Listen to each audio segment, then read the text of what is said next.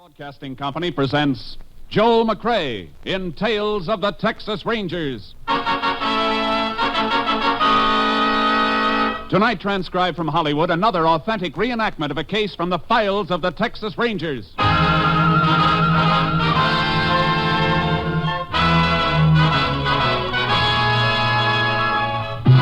Tales of the Texas Rangers, starring Joel McCrea as Ranger Jace Pearson. Texas, more than 260,000 square miles, and 50 men who make up the most famous and oldest law enforcement body in North America.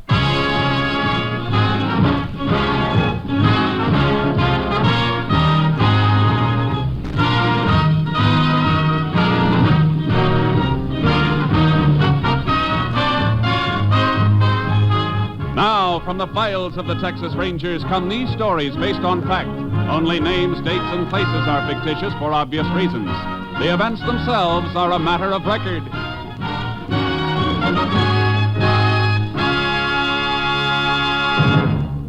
Case for tonight, Sweet Revenge.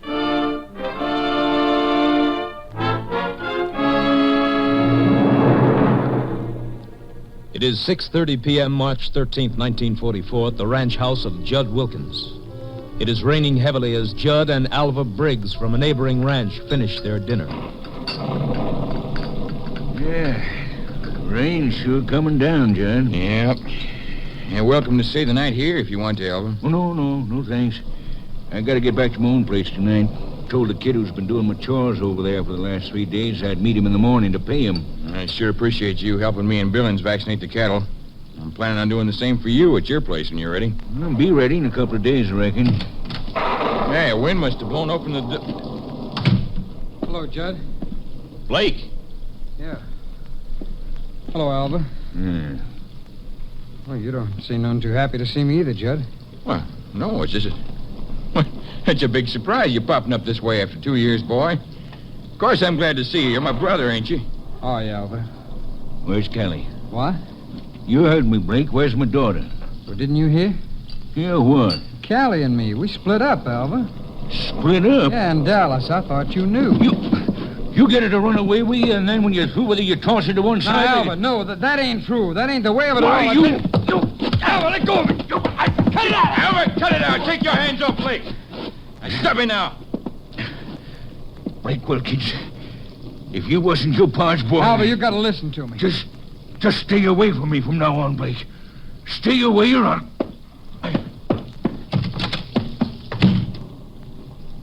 Judd, Yeah? how come Alva didn't know about Callie and me? Well, you see, Blake... I can understand Callie not wanting to write Alva about it, but I wrote here to Pa right after we split up. I told him the whole story in that letter. Callie was just using me to get away from home. She left me as soon as she found somebody else that could do her more good. I told all that in my letter to Pa. He and Alva was friends and neighbors. Now, how come Alva didn't know? Pa died last month, Blake. Yeah, I know. That's why I come home, Judd. I ran into a fellow in Lubbock the other day who told me. But Pa wasn't dead when I wrote that letter. I told him I was sorry about everything, that I wanted to come back home if he wanted me to. But I never heard from him, Judd. Why not? Blake, you're making me say something I don't want to say. Even though you and I are only half-brothers, I've always felt toward you like What are you getting at, Judd? Well, hearing about you and Callie splitting up just now makes me feel pretty bad. I guess it's part my fault. You mean because you encouraged me to run away with her? Yeah. You come to me asking advice. I told you on the QT I figured you had a right to your own life, but I sure didn't know it was going to turn Pa against you like it did. Turn him against me? Judd, I want to know what happened to that letter that I wrote Pa. All right, Blake. Pa wouldn't even open your letter, just threw it away. He what? Said he never wanted to see you or hear from you again. Well, Judd, that just doesn't sound like Pa. He just wouldn't say a thing like that about me. I know, boy. It's hard to believe. You and he always used to be so close. Of course, you was his own son. I wasn't, so it's natural for things to Judd, be that are you way. sure that Pa got my letter? Why, of course. I just told you, Blake. All right. What did Pa say in his will? Well, now, everything's taken care of, Blake. I want to know how it's taken care of, Judd. Will's in town, and go in as soon as we can. I'll show it to you. You got a pleasant surprise coming, kid. You know, it's going to be good having you home. You come at a good time, too. We need another hand here, and I'm not sure Alva will ever be back to help after tonight. But having you back again, everything's going to be fine from now on. I'm not so sure. What do you mean? Alva, the way he feels about me. I don't like things like that. Oh. Well, don't you worry about Alva none, Blake. He get over it. You know, I think I'll take a horse and ride across to Alva's place. Tonight? Yeah. See if I can get things straightened out with him. Afterwards, I could stay on at the shack the rest of the night. It's about halfway. That way I'd be out there to lend you a hand in the morning. Is there bedding and food out at the shack? Yeah, plenty of it. Okay, Blake, if you want to go. But if Alva don't listen to reason, don't you argue with him. And don't be afraid of him. He won't harm you as long as I'm alive and kicking. Yes, sir, Blake. I'll take care of you from now on.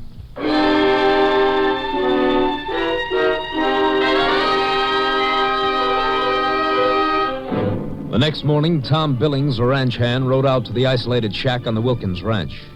He discovered the dead body of Blake Wilkins lying in front of the open doorway. Sheriff Hedges was immediately notified and requested help from the Texas Rangers. Ranger Jace Pearson was assigned to the case. Morning, Chase. Howdy, Sheriff. Whoa, Charcoal. Any trouble getting out here? No, pretty heavy going, though. Must have been some rain last night.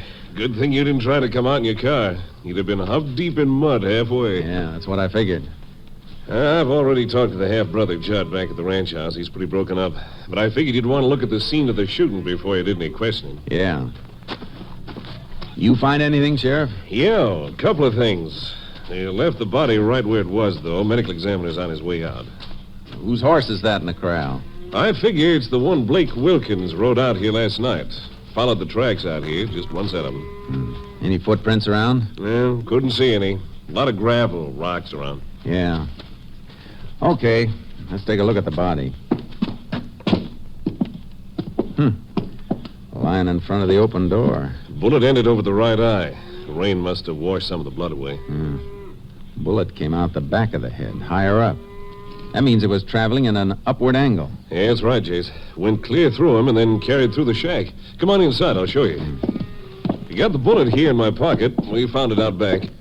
Here it is. What's left of it. Sure smashed up. I'm afraid it won't help us any. You take a look at the roof, Jace. Back wall over that shelf of provisions. Yeah. It's the bullet hole, all right. Let's go back outside.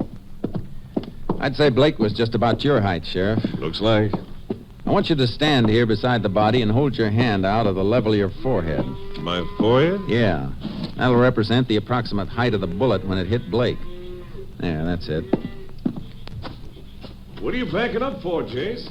I'm sightlong your hand in the bullet hole in the roof. I get it. You're trying to figure out where that shot was fired from. Yeah. And it's leading me straight to this old watering trough. Okay, Sheriff. You can take your hand down. You figure the killer was hiding behind the watering trough when he shot Blake? Behind it or in it. Bottom of the trough's split. It doesn't hold any water. Don't see any footprints around. Whoever it was could have walked on this gravel and rocks over to that gully there. And there's water in the bottom of the gully. Well, however he did it, he sure covered his tracks. Guess Blake must have heard a noise outside the shack, come outside, and got shot. Yeah. But I'm wondering what Blake was doing out here at this shack in the first place. Search me. Didn't even know Blake had come home till I got the report of the shooting this morning. About 2 years ago, he and Callie Briggs from the next ranch over ran off to get married. According to Judd, Blake returned home just last night. And made a beeline out to this shack in the rain? Does seem a little peculiar. Come on, let's ride back to the ranch house and see if Blake's half-brother can throw any light on the matter.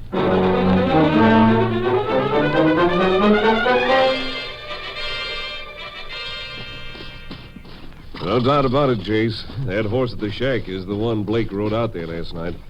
We backtracked the hoof marks all the way here to the ranch house. Yeah, just one set of prints, all right. Well, we thought it was heavy going for our horses this morning. Must have been a lot worse last night from the way those hoof marks of Blake sank down in the mud. Yeah, I noticed that. Yeah. Is that the half-brother on the back porch? Yeah, that's Judd Wilkins. Howdy, Sheriff. Oh, boy. Oh, Judd. Yeah, this is Ranger Pearson, Judd. He's in charge of the investigation of your brother's murder. Well, got any line on the killer so far, Ranger? Not much yet. As I understand it, Judd, your brother'd been away from home about 2 years. That's right. When did he get back? Walked in last night at supper time, about 6:30, I guess. Alva Briggs can verify the time for you. He's having supper with me. Any reason the time of Blake's return home should need verifying, Judd? No, I just figure you want all the facts straight, Ranger. Yeah. What happened when Blake walked in? Well, right after Blake walked in, Alva walked out. Oh? Why? When Blake told us he and Callie had split up.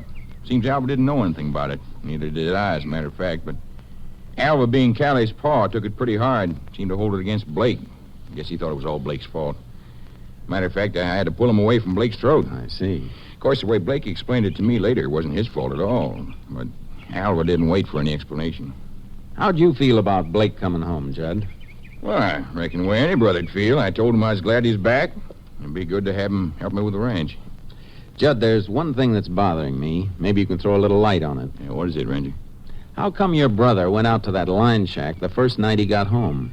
All right, decided to ride over to Alva's and try to straighten things out with him. He said he'd stay at the shack the rest of the night so as he could give us a hand with the rest of the vaccinations first thing in the morning, so off he rode. I see. What time was that? Around 7:30, I guess. What did you do after that? Me? Yeah. Let's see now. Around 9, I sent for my ranch hand, Tom Billings. Told him about Blake being back and also had him help me check some tally sheets. I'd say that was about 10:30 when we got through. Tom went on back to the bunkhouse? That's right, sure. And you? I turned in. You didn't leave the ranch house? Me? Well, no. Are you sure about that? Of course I'm sure. What are you getting at, Ranger? I'm just trying to get at the truth, Wilkins. Now, wait a minute. You think that maybe I killed Blake? I'm not thinking anything right now. I'm just asking questions. I don't like the kind of questions you're asking. Think I'd kill my own brother in cold blood? Take it easy, Judd. Look, Ranger. You know who discovered Blake's body? Tom Billings, my own ranch hand. You know how he happened to ride out there this morning? Because I told him to. I wanted to meet Blake and start to work. Now, would I kill Blake and then go out of my way to make sure his body'd be discovered? It'd be pretty stupid, wouldn't it? Well, Judd, I'll go along with you far enough to say a stupid man wouldn't have done that. Nah, I didn't kill Blake. Then you got nothing to worry about. Yeah, I know. Sorry I lost my temper, Ranger. It's just that a thing like this hits you pretty hard. Yeah, sure. Where can I find this ranch hand of yours, Tom Billings? He's waiting for you down at the bunkhouse. I told him to stick around in case you wanted to question him, Jason. Good. Let's have a talk with him, Sheriff. Whoever that skunk is, Ranger, I sure hope you get him. Thanks. What do you think, Jason? About Judd Wilkins? Yeah. I don't know, Sheriff. Tells a pretty straightforward story, but listening to it, I somehow got the idea it was a little too straightforward. Almost like he might have been rehearsing it. Yeah. Sounded like that to me, too. Well, we'll check up on as much of his story as we can from Tom Billings. Here's the bunkhouse. Come on in. Howdy. Tom Billings? That's right, Ranger. I've been waiting for you. And Pat's an old pair of jeans. Janged if I'm much of a seamstress, though. Oh, I don't know. Seems to me I've seen worse-looking patches than that. Billings, you're the one who discovered Blake Wilkins' body this morning, aren't you? Yeah. Almost lost my breakfast. Pretty bad sight. Who told you to ride out that way? Judd. He wanted me to meet Blake and get started with the vaccinations again. Check so far, Jason. Yeah. How about last night, Billings? Judd says he called you up to the ranch house. Yeah, he did. Wanted to tell me about Blake being back and have me help him check some tally sheets. What time did you go up? Right around 9 o'clock. And what time did you come back here? Oh, about 11:15. The rain had just stopped. I come back here to the bunkhouse and turned in. And then this morning you rode out to the line shack? That's right, Ranger. Okay. I guess that'll be all, Billings. Come on, Sheriff.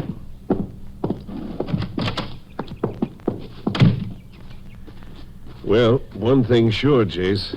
Judd's time last night is accounted for from 9 till about 11:15. Yeah. Of course, we don't know how much that means until they've completed the autopsy and can tell us the time of death. Yeah. You know, there's another angle to this case you could probably stand looking into. I know what you're going to say, Sheriff. Alva Briggs. Yeah.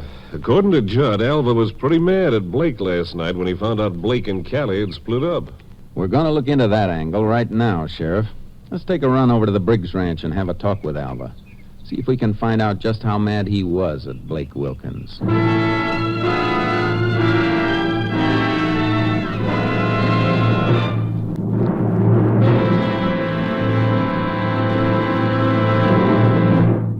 You are listening to Tales of the Texas Rangers, starring Joel McCrae as Ranger Jace Pearson. We continue now with tonight's case, Sweet Revenge, an authentic story from the files of the Texas Rangers.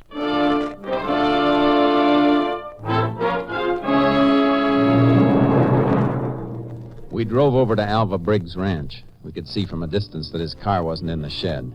Then as we got closer, we noticed a kid sitting on the front porch.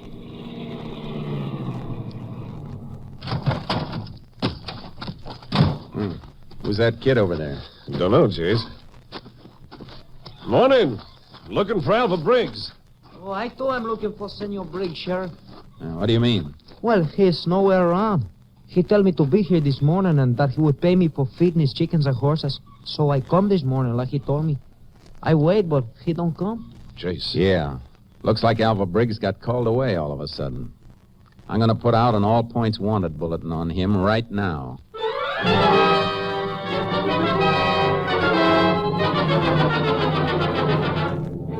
Checking in town, I learned that Alva Briggs had caught the Dallas bus that morning. I notified Company B.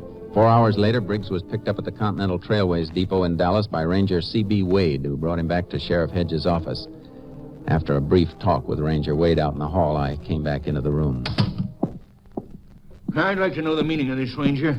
We'd like to know why you suddenly decided to take a trip, Mr. Briggs. I reckon that's my business. You're wrong about that. It's our business, too. Way it looks right now, you get mad at Blake Wilkins, he turns up dead, and you leave town. But I didn't even know about Blake being killed till that other ranger picked me up getting off the bus in Dallas. I still want to know why you took off from your ranch this morning. All right. Last night, Blake told me he and my daughter Callie had split up in Dallas. It come as a bad shock. So this morning, I decided to head for Dallas, see if I could locate Callie and find out what happened. Get her to come back home with me if she would. I see. You left the Wilkins ranch about 6:30 last night. Oh, that's right. Where'd you go? Home. You stay home the rest of the night? Yeah. Any way of proving that, Alva? I guess not. I live alone.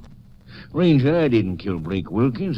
Sure, I felt like it for a second or two when he told me about him and Callie, but thinking about it later, I got over it. Guess when a couple splits up, it ain't ever completely one person's fault. I didn't kill him. If you didn't, you'll want to cooperate then. Cooperate? I'm asking you to postpone your trip to Dallas. I want you to keep yourself real handy until this investigation's wound up. All right, Ranger. You'll find me at my ranch. He's got no alibi for any part of last night, Jace. No, he hasn't. There are a couple of things that make me doubt that he killed Blake. What are they? If he did kill Blake, why'd he wait till this morning to take off from his ranch? Well... Another thing. Alva walked out of the Wilkins ranch house right after Blake arrived. How'd he know Blake was going to be out at the shack? Why, Blake told Judd he was going to ride over and talk to Alva. Maybe that's how Alva found out. But we know Blake never got as far as Alva's place. Those horse tracks led right to the shack and stopped there. See, that's right. You think Judd was lying to us, trying to make it look bad for Alva? I don't know. Then there's the matter of motive. You find out, like Alva did, that your daughter split up with a guy and you think it's his fault. You might knock a few teeth loose over it, but as for killing him on account of it, I don't know. Well, speaking of motive, how about Judd? That's just what I'm going to follow up next, Sheriff. See if I can find a motive for Judd Wilkins to kill his half-brother.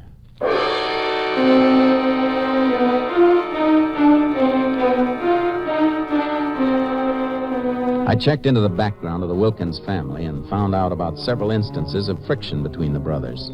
But Judd had always been envious of Blake. That started me thinking about the father's death and his will. The executor of the estate was a lawyer named Sam Farris. Sheriff and I dropped in to see him at his office.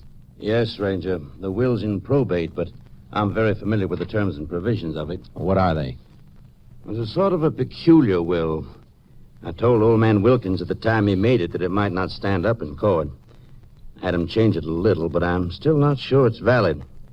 Of course, it doesn't matter much now, Blake being dead. Incidentally, I suppose you questioned Judd about the shooting? Yeah, I have, Mr. Farris. Why do you ask? Because of the way the will read. Oh?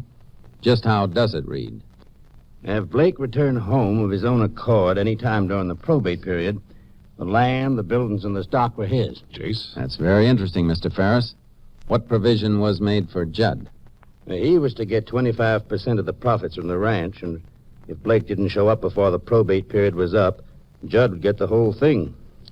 I tried to talk old man Wilkins into setting it up as a trust fund. Boiling it down then, Mr. Farris, if Blake came back of his own accord, the place was his, and Judd, in effect, would be working for him.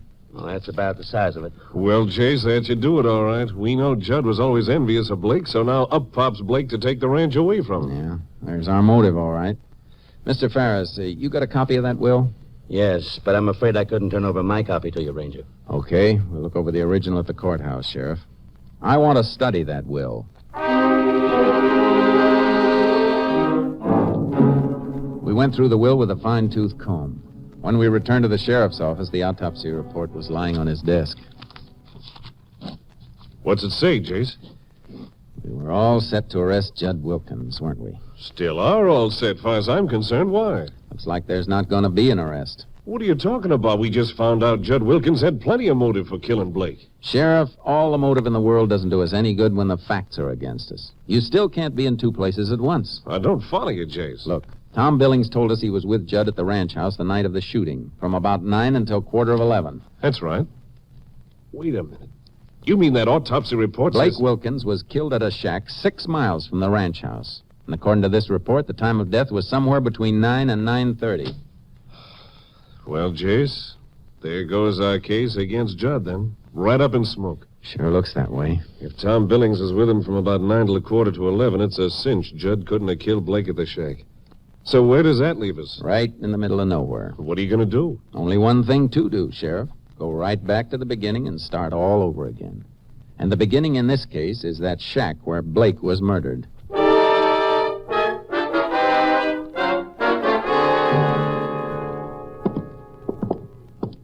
Jay's hanged if I see what good this is doing us.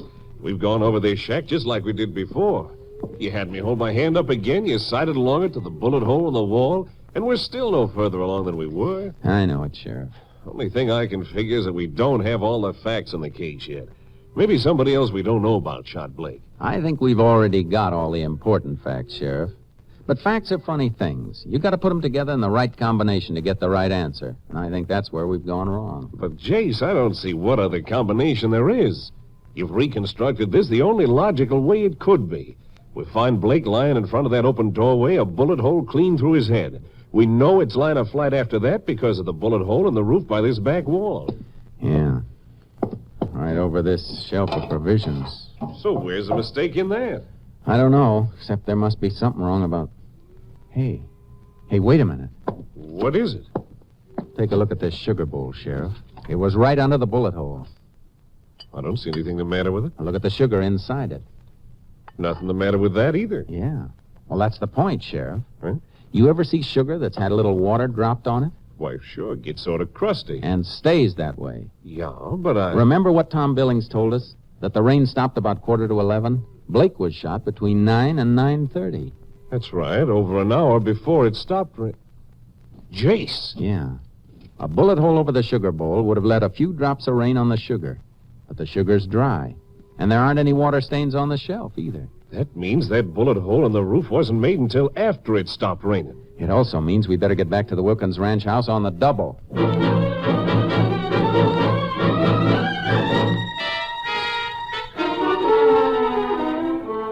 We headed for the ranch house. Judd was nowhere in sight, which suited me fine at the moment.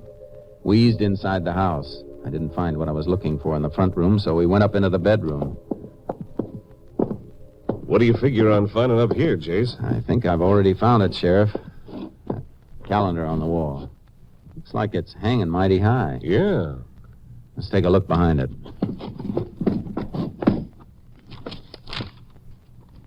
A bullet hole in the wall, Jace? Yeah. I got my knife here. I'll dig around it. Yeah, it's in here, all right. Yeah. Here you are, Sheriff. The slug. Well, I'll be. You see? That's where Judd got the idea. He was probably standing on the stairs and shot and killed Blake right here in this room. Then he noticed that the bullet went clear through into this wall. That's why he fired a bullet through the rear of the shack, to make it look like Blake had been killed out there. You mean all the time Tom Billings was downstairs with Judd that night, Blake's body was lying right up here in the bedroom? That's just what I mean. Judd must have shot Blake around 9 o'clock, then called Billings over to the house right afterward as a cover. Then after Billings left at 11:15, Judd cleaned up the room and took the body out to the shack on horseback. Yeah. I thought those hoof marks were cut down awful deep, even for wet ground. That horse was carrying double, Judd and Blake's body. After he placed the body, he probably walked along that gravel to the gully and doubled back to the ranch on foot. He was sure trying to pull a fast one on us. He almost got away with it, too. I reckon we got a Hold case. it. I heard a door close. Nobody down there in the living room. Come on, Sheriff. Reckon Judd could have come in without us hearing him? Maybe. We'll take a look in the kitchen. Yeah, the kitchen's empty, too. Let's look out the back door. There he is, Jace, running for the car shed. Come on! Judd! Hold it! Stop where you are! Hey, that's around the corner of the car shed. Corral's back there. He might be trying for a horse. We'll see as soon as we get around this corner. Hey! Take cover, Sheriff. Shot came from the bunkhouse. Probably ducked in there to get a gun. Judd! This won't do you any good. Come on out of there. He's gone plumb crazy trying to shoot it out with both of us. Judd! I'll give you just 1 minute to come out of that bunkhouse with your hands in the air. You want me? You come in here and get me, Ranger. I don't have to, Judd. I'm gonna send for you.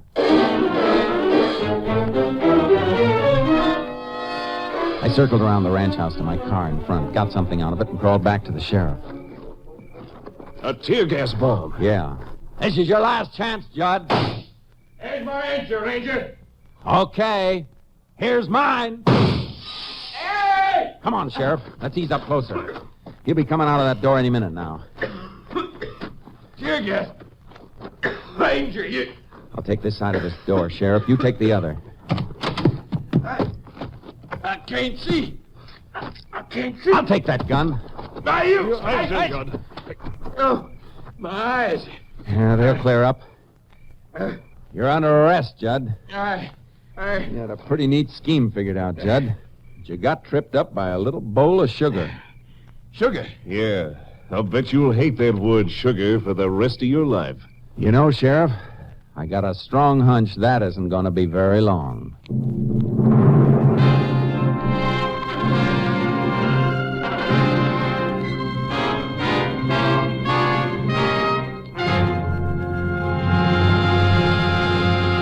Judd Wilkins was tried and convicted of the murder of his brother Blake. On the morning of June 16, 1945, in the state penitentiary at Huntsville, he was executed in the electric chair.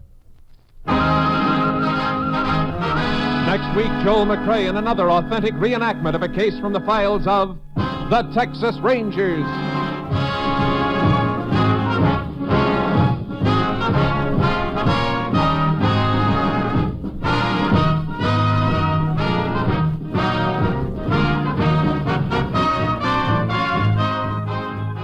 Joel McCrea is currently seen starring in the Universal International Technicolor production Frenchie.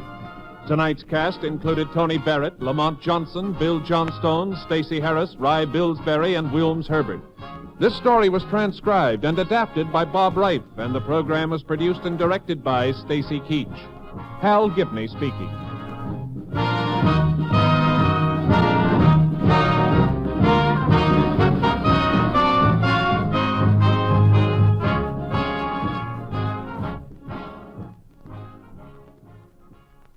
Three chimes mean good times on NBC. Here is a special announcement. 2 weeks from tonight, that's Sunday, March 4th, Tales of the Texas Rangers will relinquish its time period for 1 week only so that you can hear a full hour-and-a-half dramatization of Shakespeare's immortal Hamlet, presented by Theater Guild on the Air. It's radio's most exciting dramatic event when John Gielgud, Pamela Brown, and Dorothy McGuire bring the pages of Hamlet to life on Theater Guild on the Air, Sunday, March 4th. But listen again next week at this same time for another exciting adventure starring Joel McCrea in Tales of the Texas Rangers. Now the $64 question. Tomorrow, hear the Boston Pops on NBC.